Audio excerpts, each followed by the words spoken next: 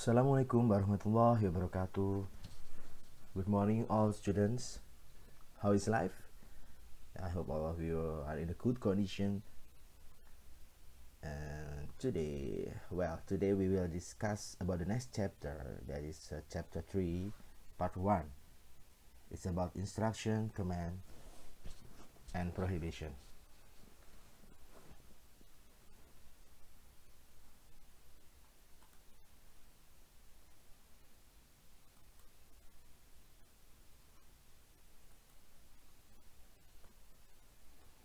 In day-to-day communication, we often encounter instruction and commands, such as in the classroom when our teacher tells us to do assignments, or during a science experiment when we are expected to follow a set of instructions.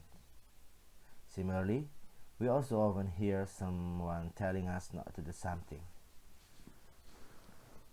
Jadi dalam komunikasi sehari-hari kita itu sering mendengarkan instruksi atau perintah, ya seperti saat di kelas ketika guru setelah menjelaskan pelajaran, kemudian guru akan meminta kita untuk mengerjakan tugas atau PR. Nah, juga kadang juga kita mendengar seseorang atau orang lain itu mengatakan untuk tidak melakukan sesuatu atau menghimbau kepada kita untuk tidak melakukan sesuatu hal. Nah,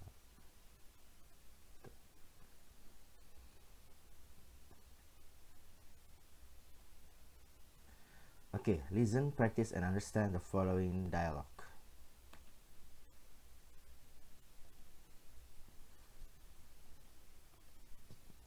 Mom, it's the first snow. I want to go outside and play.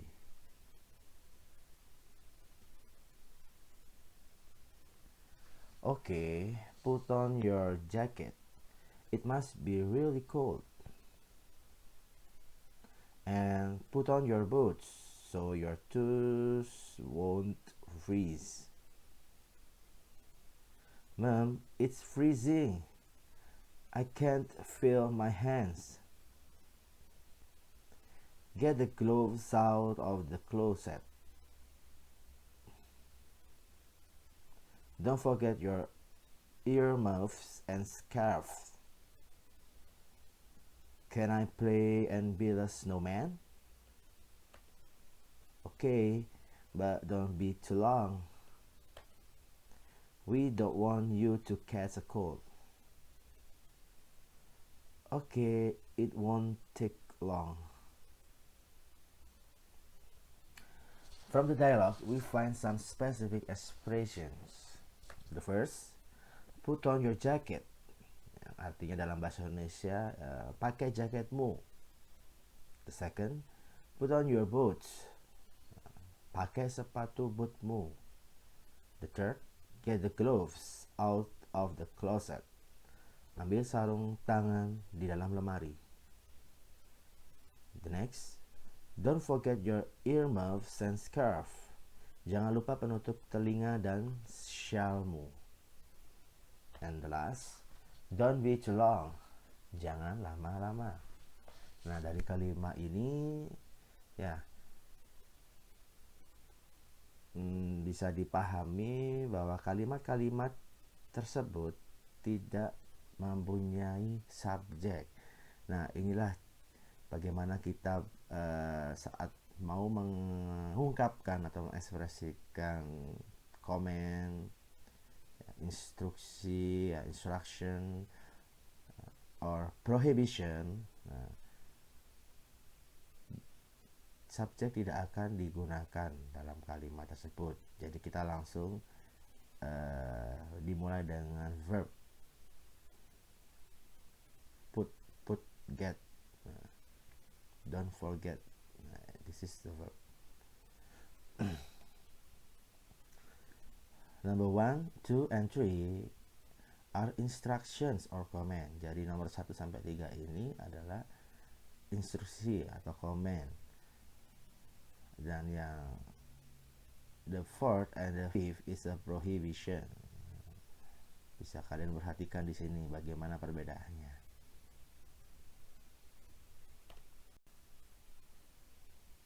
Nah,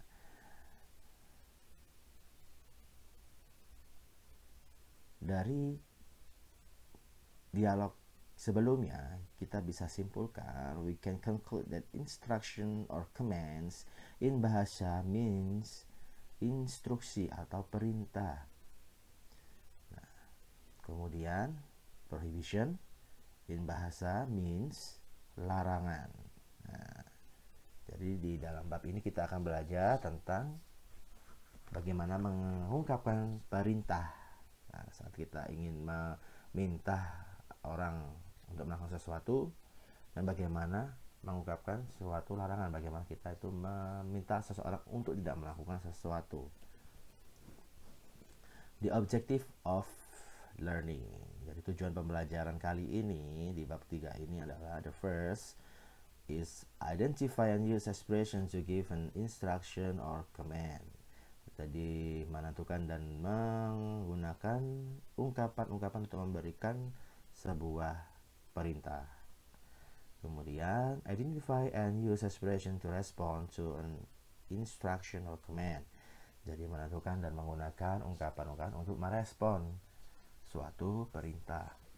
And the third is identify and use expression to prohibit someone for doing something. Jadi kita juga nanti akan belajar bagaimana menentukan dan menggunakan ungkapan untuk melarang seseorang melakukan sesuatu. Ya, ini prohibition tadi ya, larangan. And the last is identify and use expression to respond to prohibition. Jadi bagaimana kita nanti itu belajar menentukan dan menggunakan ungkapan untuk merespon larangan. Ya. Oke, next, some examples of instruction or command. Jadi ini adalah beberapa contoh dari perintah, ya, ungkapan perintah atau instruksi. The first, come here. Artinya sini, ke sini. Open your book. Buka bukumu. Wipe the whiteboard. Hapus papan tulisnya. Hand in your book. Kumpulkan atau serahkan bukumu. Submit your work. Serahkan pekerjaanmu. Stand up. Berdiri. Listen to me. Dengarkan saya. Nah, ke-7 kalimat ini adalah kalimat perintah. Ya. The next, some examples of prohibition. Jadi, selanjutnya adalah contoh-contoh ungkapan larangan. Ya. Jadi, ungkapan bagaimana kita melarang sesuatu. The first, don't close the door. Jangan tutup pintunya. The next, don't make noise. Jangan berisik. Third, don't shout. Jangan berteriak. Next, don't play truant. Jangan membolos. The fifth, don't step on the grass. Jangan menginjak rumputnya. And the sixth, don't joke around. Jangan bercanda. And the last, don't open the window. Jangan buka jendelanya. Nah, untuk yang ini adalah larangan ya. Nah, ciri-cirinya, perbedaannya pasti bisa kalian lihat di sini ya. Saat mengungkapkan suatu larangan, maka kalian akan menggunakan kata negatif untuk membuat kata kerjanya menjadi negatif. Jadi kalian perlu menambahkan don't, dimana ini adalah singkatan dari do not. Ya. Kenapa kok tidak ada doesn't ya di sini ya? Nah, karena namanya kalimat perintah, kalian pasti memerintah seseorang atau melarang seseorang ya. Di sini ya, maksud saya melarang seseorang untuk melakukan sesuatu. Nah, orang tersebut itu pasti subjeknya adalah you. Sehingga tidak akan ada doesn't di sini untuk kalimat perintah. Kalian harus menggunakan don't atau do not ya. Karena di sini semua subjeknya pasti dianggap you. Ya. Ya, seperti ini contohnya. Don't close the door. Actually aslinya ini adalah kalian subjeknya adalah you. You don't close the door. Kamu jangan menutup pintunya. Okay, the next, you have to know and understand. Nah, this is instruction or commands. Ya, dalam bahasa Inggris, commands, instruction, prohibition itu sering juga disebut sebagai imperative sentence ya. Imperative means perintah. Ya, jadi kalimat perintah dalam bahasa Indonesia. Nah, di sini Bapak akan jelaskan ya. The first is imperative, maksudnya adalah yang positif ya. Perintah yang positif ya. Nah, jadi kalimat perintah positif biasanya disebut instruction or command. Sedangkan nanti yang negatif, the negative imperative ya, yang kalimat perintah negatif itu disebut larangan, prohibition. Kemudian nanti juga akan Bapak jelaskan bagaimana meresponnya, merespon baik perintah maupun larangan. Oke, the first ya, untuk yang imperative atau perintah. The first is to give an order, untuk meminta atau untuk memberi perintah. Nah, seperti ini, the first example ya. Clean the blackboard, bersihkan papan tulisnya. Water the plant, sirami tanamannya. Shut the door, tutup pintunya. Lihat, semua ini positif semua kan. Nah, langsung kata kerja, kemudian objeknya. Kata kerja, objeknya. Kata kerja, objeknya. Nah, the second one is to make a polite request atau asking someone to do something. Maksudnya adalah untuk membuat permintaan yang sopan. Polite di sini artinya sopan ya, atau perintah yang sopan, atau meminta seseorang untuk melakukan sesuatu tapi dengan sopan. Nah, ini akan lebih baik kalian menggunakan yang sopan, yaitu dengan menambahkan please. For example, something like please sit down. Ditambahin please di depan. Mohon duduk, artinya seperti itu ya, atau tolong duduk. And then come in please. Nah, bisa juga please diletakkan di belakang kalimat. Nah, jangan lupa diberi koma dulu setelah come in, kemudian koma, baru please. Ketika di depan seperti ini ya, please, now, koma, sit down. Nah, jika di belakang seperti ini, come in please, masuk, silahkan masuk maksudnya ya. Nah, please bisa berarti mohon, bisa berarti silahkan, atau bisa juga bermakna tolong gitu ya. Nah, seperti ini, please be quiet, tolong diam, atau mohon tidak berisik. The next ya, yang negative imperative atau prohibitions, larangan ya. Nah, we always use don't before the verb. Nah, seperti yang Bapak jelaskan tadi ya, kita biasanya menggunakan don't sebelum kata kerjanya. Kata kerjanya yang mana ya, tadi ini, seperti clean, water, shut. Nah, jadi seperti ini nanti, don't open the window, don't shout, jangan buka jendelanya, jangan teriak, don't shout. Don't dan open is the verb ya, kata kerjanya, kemudian objek. Sangat simpel sekali ya. And the next or the last is responding the instruction or comment. Jadi bagaimana meresponnya. Jika kalian setuju, kalian bisa menggunakan ekspresi atau ungkapan. Nah, agreeing is setuju ya. Kalian bisa menggunakan okay atau alright atau bisa sure, no problem, nggak ada masalah gitu ya. Atau of course I will, tentu ya saya akan melakukannya, seperti itu ya. Oke, kalau yang satunya ini adalah bagaimana ketika kita merespon tapi kita menolak, refusing is menolak. Nah, kita bisa menggunakan ungkapan seperti yang ini.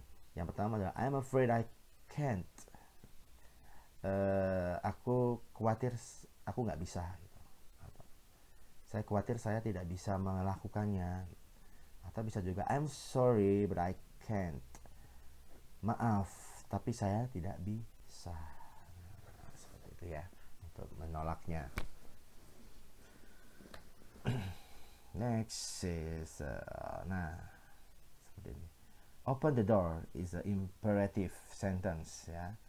Ini adalah kalimat perintahnya, bukan imperatif. And then you can make it more polite ya, bisa membuatnya menjadi lebih sopan. Kalimat perintah sopan dengan menambahkan kata please in front of the sentence or in the last of the sentence, bisa di depan atau di belakang kalimatnya. Please open the door atau open the door please. And when you wanna make a prohibition or negative imperative, you have to add don't. Don't open the door. Don't open the door please. Nah, juga bisa menjadikan kalimat negatif imperatifnya sopan ya, atau melarang tapi dengan sopan. Don't open the door please. Tolong jangan buka pintunya. Nah, yang satunya jangan buka pintunya. Nah, kalau yang satunya lebih sopan, mohon jangan buka pintunya atau tolong jangan buka pintunya. Di sini dikatakan to make the negative imperative polite, untuk membuat kalimat perintah negatifnya menjadi lebih sopan, atau membuat larangannya menjadi sopan. The next example, nah be polite, yang sopan ya, gitu. Ini imperatifnya. Kemudian please be polite please. Nah ini adalah membuat imperatifnya menjadi lebih sopan kan. Please be polite please. Mohon yang sopan, tolong yang sopan. Nah, untuk negatifnya ya don't be polite, jangan sopan. Nah, tapi maksudnya ini enggak ya, harusnya itu don't be impolite, jangan tidak sopan. Nah, bisa juga kalian menggunakan please ya. Intinya adalah untuk membuat kalimat imperatif atau kalimat perintah tersebut menjadi lebih sopan, kalian bisa menambahkan kata please di depan kalimat atau juga bisa diletakkan di belakang kalimat. Okay ya, I think that's all ya for the first part of chapter 3 ya. We will continue to discuss about the next part ya, I mean the second part ya, bagian kedua dari instruction, comment, and prohibition minggu depan ya. Oke, see you next week for the next or the second part of the chapter. Now let's go to Google Classroom to do some assignment. Jadi sekarang silahkan kalian buka Google Classroom-nya seperti biasa. Bapak akan memberikan beberapa tugas di situ ya. Dan jangan lupa step-stepnya isi daftar hadirnya ya, attendance-nya ya, dan segera kerjakan, kumpulkan hari ini juga. Okay, I think that's all for today. Thank you very much for your attention and see you next week. Wassalamualaikum warahmatullahi wabarakatuh.